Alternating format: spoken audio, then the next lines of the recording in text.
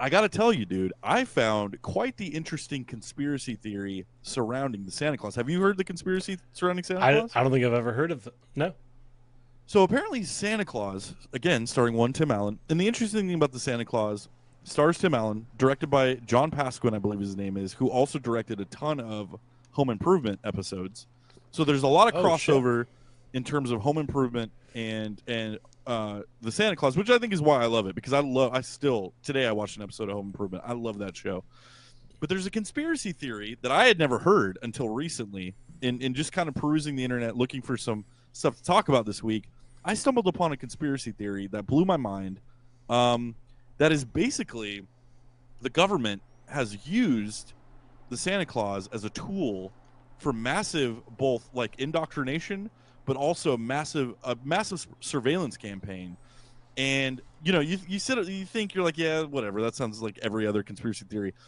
But there's some intriguing elements to this that I'd like to discuss with you. Would you like to hear about the Santa Claus conspiracy theory? I'm intrigued, dude. I've never heard of any of these, and I'm deep in the conspiracy theories, so Let's go I'm down that. excited Let's go for a down new that one. rabbit hole. Let's do it. So the U.S. government's hidden agenda in the Santa Claus, mind control, global surveillance, and the Christmas conspiracy. I didn't know Ooh. Christmas was a conspiracy, but I guess I'm wrong. So this article, which I found in the North Pole Gazette, didn't know that was an actual newspaper, I but thought it you're being is. a smartass. Yeah. So let me get into it. So on the surface, the Santa Claus is a heart, and I'm reading from this article Hold written on, wait. by. I also love that you are going there for it and thinking Yeah. that this would be real in any imagination. Do you know how much wild stuff goes down in the North Pole?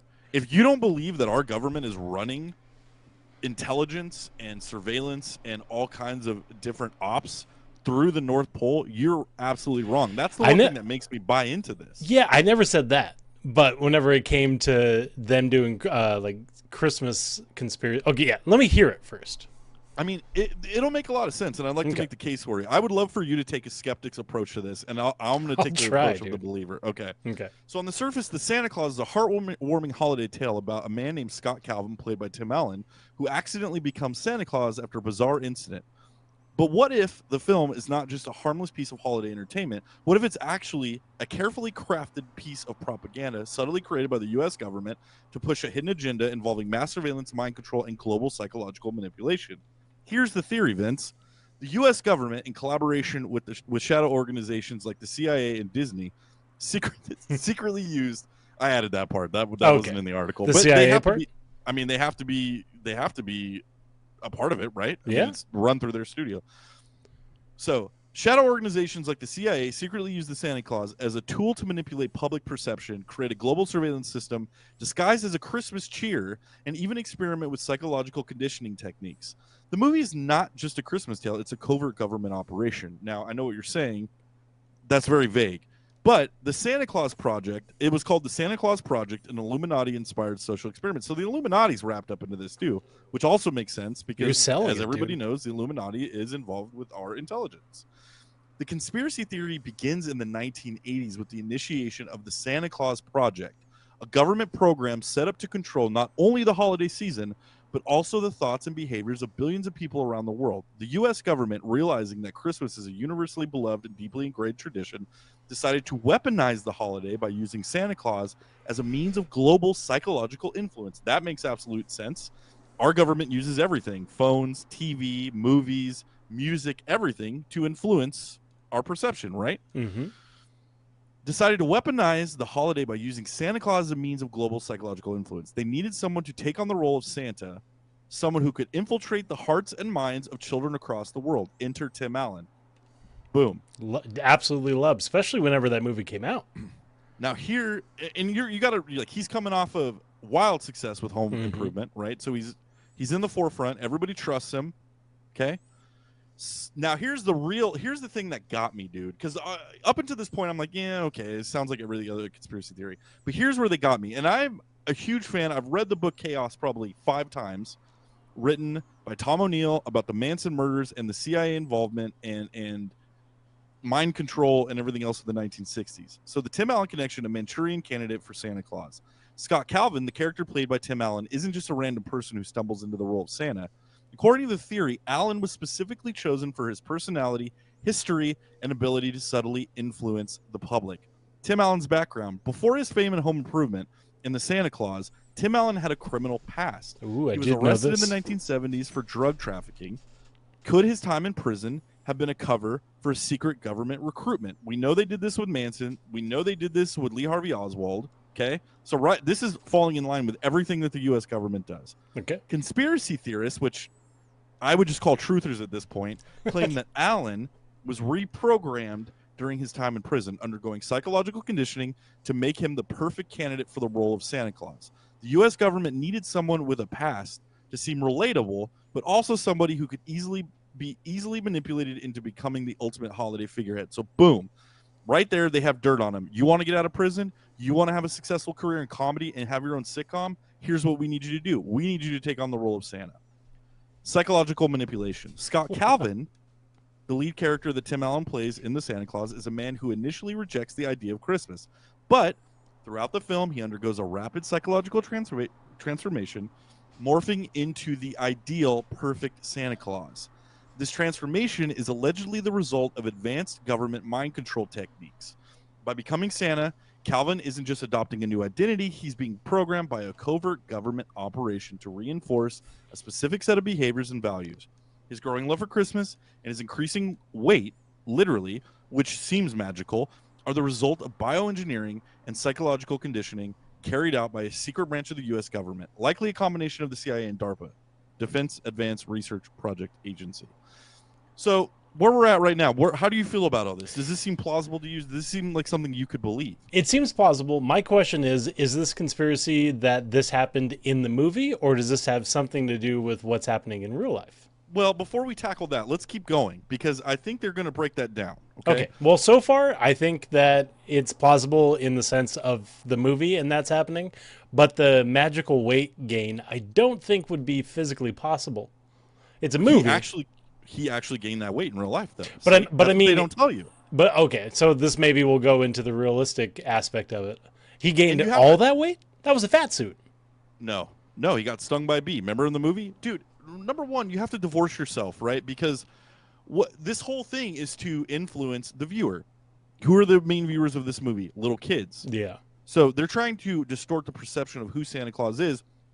Kids are going to associate Santa Claus with Tim Allen. I could trust him. I'm going to sit on his lap. I'm going to tell him everything. I'm going to spill everything I like. This is before cell phones. Okay. So this is, think of it like when you talk and you're talking to Paige, your girlfriend, and you say something like, "Oh, we need to get barbecue sauce," and then you go on Amazon. What's the first thing that pops up and is advertised to you? Santa was Tim Allen. No, it's the barbecue sauce. It's the barbecue Tim Allen's sauce. barbecue sauce. So keep that in mind. Sweet Christmas baby Tim. So now we're going to get into Christmas as a vehicle for global surveillance. The film hints at a darker purpose behind Santa's annual gift giving. The Santa Claus isn't just about spreading holiday cheer. It's a part of a larger government surveillance program. Now you might be thinking, we've already said this 3 times, and you'd be right. The sleigh and reindeer advanced surveillance technology. Santa's sleigh, which can travel at impossible speeds and reach every corner of the globe, is not a magical mode of transportation, but a highly advanced government aircraft equipped with experimental technology. UAPs, anybody? Huh? No. Think drones, cloaking devices, and surveillance tools. Okay. The reindeer are actually a cover for a fleet of advanced military drones capable of monitoring the entire globe in a single night. So if you house all that as reindeer, kids are like, cool, I'm cool with this. I'll go to sleep. The gift delivery system, a global data collection network. Every toy that Santa delivers is actually a data collection device. Children think they're receiving the latest popular toy, but in reality, each item is embedded with microchips to track a child's behavior, preferences, and psychological tendencies.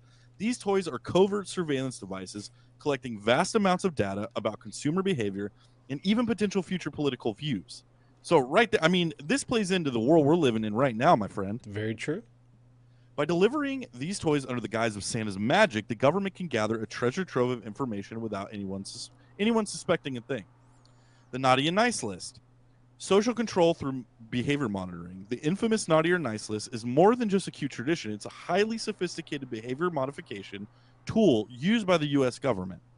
Children who fall into naughty category are subtly, those are the Republicans, category are subtly conditioned over the course of their lives to align with certain political or social ideologies. Now, these are for kids that are questioning, their reality. They're like, what Was Teddy Roosevelt this guy that we're being told he was? I don't know. I don't trust it. And they're going, well, shit, if this whole generation doesn't buy into our political figures, what's that going to look like in the future? Okay. The list, the Naughty or Nice list, is part of a covert ongoing experiment to shape next generation's beliefs and behaviors, ensuring that only those who are socially compliant will receive rewards, toys, while those who are not subtly ostracized or punished with the threat of coal. Makes sense to me, dude. Okay. The Global Christmas Protocol. It's not just the U.S. that benefits from the Santa Claus operation. It's a global network. Governments across the world secretly agreed, and we're talking governments that don't even believe in Christmas, right? Okay. So you're talking the Middle East, you're talking Africa, you're talking all the places in the world that don't even buy into the Christian religion of Christmas are going, yeah, give us some of that intel, dude. As a tool for global control with the U.S. government at the helm, the Santa Claus lays the groundwork for the implementation of a worldwide Christmas protocol where the narrative of Santa Claus, the North Pole, and Christmas cheer are used to unite humanity under a single government-sanctioned narrative. So now you're thinking, well, what is this really going to do, right? But it creates cultural influence. By using Santa as a globally recognized figure, the U.S. government can subtly influence other nations, pushing a narrative of peace, generosity, and goodwill, which we know that they love to do, while masking a deeper agenda of social control. This Christmas protocol is designed to create global unity, not through free will, but through programmed psychological alignment under the guise of a holiday spirit. When can I start asking some questions? Ask away. We're in the bulk. So I kind of get what this is getting to, but it's not like the concept of Santa Claus and Christmas didn't predate the movie The Santa Claus. Sure. So why specifically did this movie do that? Like, I can see that being the case for like the overall. Well, I can see it being the case for the overall like celebration of Christmas in the sense of like the naughty or nice list. Like, but how much of that was just parents trying to control their kids and making them not break the rules or be bad kids to benefit the parents? Well, I mean, that might be the case, but I think it's really about the proliferation of the intelligence department, and it's about infiltrating. I mean, generation to generation, kids change, right? The way kids think. You're coming off the 60s. You're 30 years past the hippie generation that questioned everything. Those kids that were hippies in the 60s are now having kids. They're teaching their kids, hey, don't trust the government with everything. You got to question things. Teddy Roosevelt wasn't who he claims to be. But they celebrated Christmas in the 60s, predating that. Yes, right. But what I'm saying is they were more focused on the generation that was anti-war, that was, there's other things going on. The generations change. Culture, the American culture changes from generation to generation. What do you think happened to all the hippies? Do you think they just went away? You think they went in a cave and just decided, we're done. We're done questioning things? No, now they're running the government and starting wars without congressional approval. You just answered your own question. So they're constantly looking for ways. In the 60s, they would just lace LSD randomly for people on the streets and see how they reacted. This is the continuation of that program. So this conspiracy theory of the movie The Santa Claus is the continuation of the program that was already going and starting on the new generation of kids. Well, in the 70s is when the CIA was basically exposed, right? So Yeah. that's when MK Ultra was figured out. That's when Operation Landfill was figured out. That's when What's Operation Landfill? What's that? Just go with me here. Okay. That's where No Chaos, Operation Chaos, everything was divulged in the 1970s. So a lot of like the intelligence had to buck back a bit, dude. They had to kind of how are we going to subvert all of this? We're the bad guys now. Our the gig is up. They know that Lee Harvey Oswald was our dude. Yeah. Can we rebrand to buck back a bit? Yeah. That's pretty good. Bang my name, dude. Bang my name, buck back a bit. So it makes sense. It makes sense. You need to reach a new generation. Also, you're telling me that the intelligence didn't see where the world was going. You had a form of the internet in 1992, or 94. Sure, it was primitive, but they could see, this is going to get better and better. And the CIA is where the internet started, right? It was a government program that was created. So they knew where this was going. And so instead of, they don't have the tools that they have now. There was no, what's the thing that was passed? The Patriot Act. Yeah. Right? 9/11 hadn't happened. Everybody was optimistic. So what's the one way that you're going to weasel your way into the minds of kids? Cartoons, sure. But that's too obvious. what better situation than a kid going up to Santa and somebody that they trust, right? They're entrusting this old bearded man who has magical powers and the magic to sled around to every single house in one night with magic reindeer. What else would you need to do to earn the trust than make Tim Allen the figurehead? They pop up on his knee and they tell him everything that they want, right? Yeah, I'm not going to lie. The way you're trying to sell this or are selling it makes it seem like you truly believe it. I'm not selling it. I believe it. I think this is true. I think it's a continuation of the CIA. I think post World War II shit got nutty, dude, and I think this is the 90s version of what we saw in the 60s. It was just something different. Do you think they use Santa Claus to have kids like rat out their parents for being commies? No, because I don't think the threat of communism was. I don't think it was a thing in the. Well, I mean, like pre-80s, like they should have. They should have. It would have saved us a lot of headaches. It would have saved us a nuclear war, dude. Yeah. Bring back the Red Scare, dude. That's all I'm saying. I mean, I think they're trying. We're almost there. All right, Let me conclude this. All right, bring this into reality, because right now you have lost me, dude. I have two more. You're a good salesman, but yeah, god damn, I'm not selling. I'm not selling. I'm giving you the actual. I mean, these are proven facts, dude.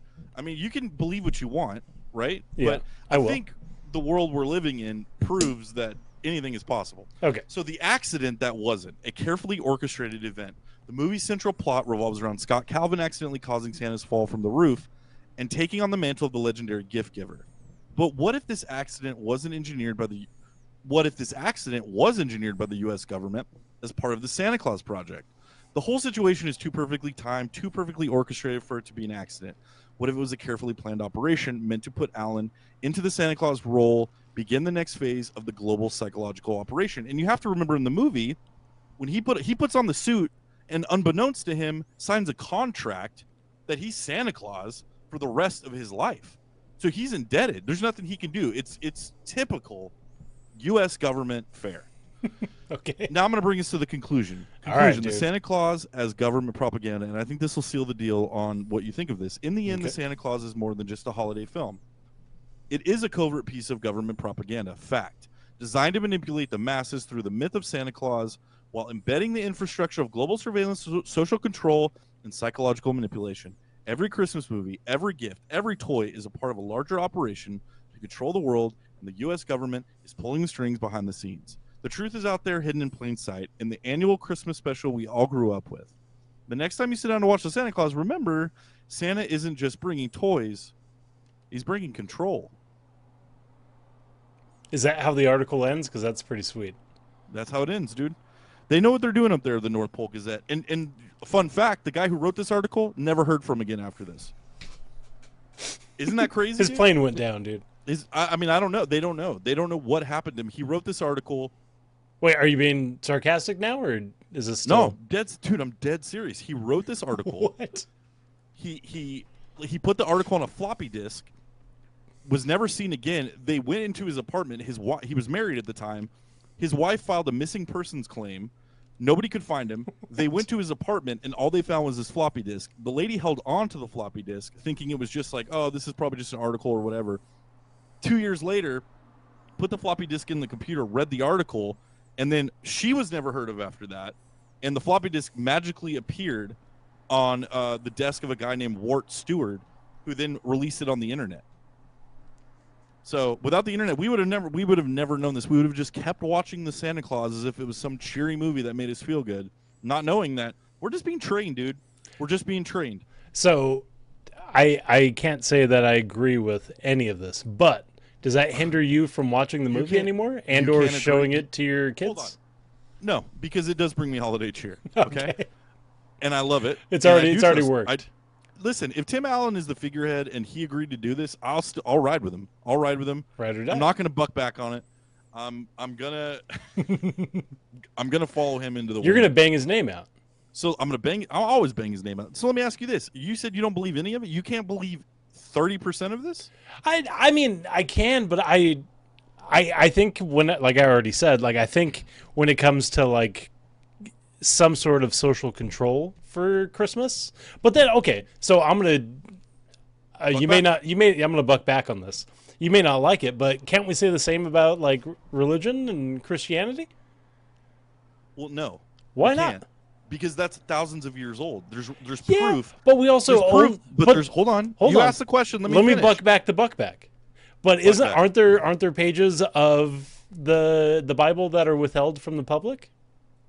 They're not withheld. They're not included in the Christian Bible. If you go read the Apocrypha is the Catholic Bible. They got all kinds. They got First and Second Maccabees. They got all kinds of wild stuff. Aren't Mormon there parts Bible, of the Bible? Mormon Bible was completely different. It was written at the end of Revelations. It says anybody that edits the Bible or anybody that manipulates the Word of God is damned in hellfire. Yeah. So you think that's going to stop them? No, as we've seen with there's tons of religions that take the Bible and they manipulate the Bible and they manipulate. Yeah, but the Bible that we have completely nowadays is still missing passages that were included whenever it was How do you written. know that they're missing? What passages are missing? I don't know much about the Dead Sea Scrolls, but wasn't that a portion of the Bible that was withheld for hundreds of years? Have you ever read the Bible? I've been doing the Bible in a year, but I'm like All right, 7 days back in. on that for a second. Buck back on it, dude. So this is me not questioning the Bible. This is me you're asking bucking valid back. questions here. Yeah, okay, yeah. You're asking valid questions, but the difference here is that for thousands of years there have been scholars, there have been archaeologists, there have been a lot of the books of the Bible that weren't included in the Dead Sea Scrolls are things that don't pertain to. If you read the Bible, the Old Testament is the promise of Jesus and the promise of the King of the Jews coming and saving humanity. Yeah. New Testament is the promise being fulfilled. So you can go read. That's a lot of now we're getting serious.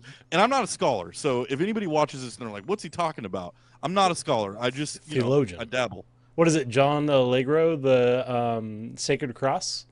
Wasn't that parts of the Bible that were withheld that had to do with like psychedelics and stuff? Dude, John Allegro was the guy that owned a deli shop down in Stanton. And no, I don't think he had anything to do with the Bible. So you're saying I don't believe even think him. he read the Bible. It's funny because I wandered into Bibles like way over my head in the Bible stuff that I don't really know. But I'm just trying to sell it. I think the difference is, again, 2,000 years or whatever of people studying and questioning the Bible. This isn't about religion. Yeah. This is about Santa Claus. But I think the difference here is this is something that the CIA would absolutely do. The U.S. government would absolutely do. And if you don't believe that, then you're walking around a cloud, man, and you don't want to believe. That's fair. What about this? I'm going to keep bucking back. What about the story of Krampus? Were those the people that just went too far with it? And even the CIA was like, dude, fucking relax. I mean, I think even the CIA was like, Krampus is like, that's too much. Is it Krampus or Krampus? I think it's Krampus. Oh, I think it's Krampus. Or like, what is it in Austria? They believe that like Satan comes and like. That's pretty much what I thought. Yeah, it was pretty much like any kid that did really bad suffered the wrath of Krampus. So can I get you to commit to believing in 30% of this? I no. Not in the sense of this movie doing all of those things that you're saying. The 30% that you'll get is based off of the tradition of Christmas and the social manipulation of that story, and whenever it pertains to controlling kids' behavior. That's where you got it, dude. You got 15% of that. I'll take it, and you're still getting coal this Christmas. That's fine, dude. Bring Krampus. Whatever happened to the brothers we knew? Eli and Vince always up to something new. They're funny, they're wild, they're the life of the show. With their stanky panky pranks and the laughs that flow. Oh, the Bro Twins, yeah, they're here to stay. Bringing joy and chaos in their own wild way. Through the cringe, the laughs, and the rowdy fun, it's Eli and Vince, together as ones, they're the Bro Twins. Like and subscribe,